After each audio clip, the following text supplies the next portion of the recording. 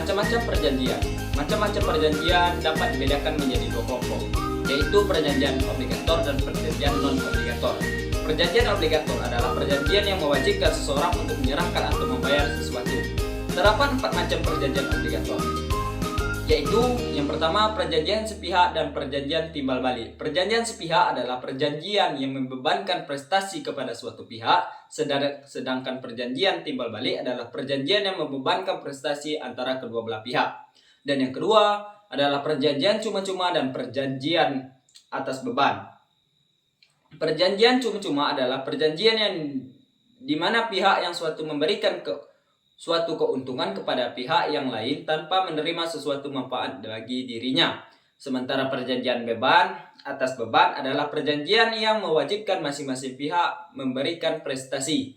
Dan yang ketiga, perjanjian konsensual dan perjanjian real dan perjanjian formal.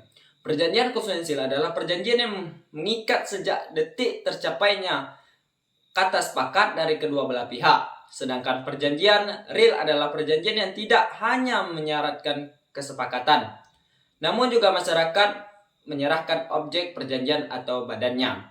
Adapun perjanjian formal adalah perjanjian yang mengikat dengan formalitas tertentu. Dalam hal ini sesuai dengan ketentuan perundang-undangan yang berlaku. Dan yang keempat adalah perjanjian bernama, perjanjian tak bernama, dan perjanjian campuran.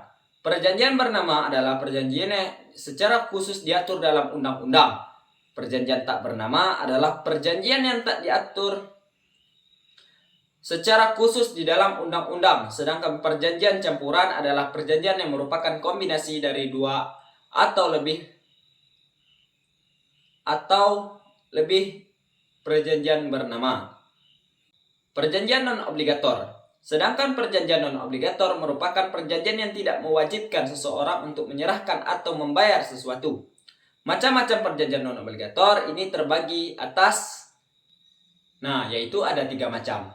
Yang pertama adalah Zelig overcomes, yaitu perjanjian yang menetapkan dipindahkan sesuatu hak dari seorang kepada orang lain. Dan yang kedua adalah Bepis overcomes, yaitu perjanjian untuk membuktikan sesuatu.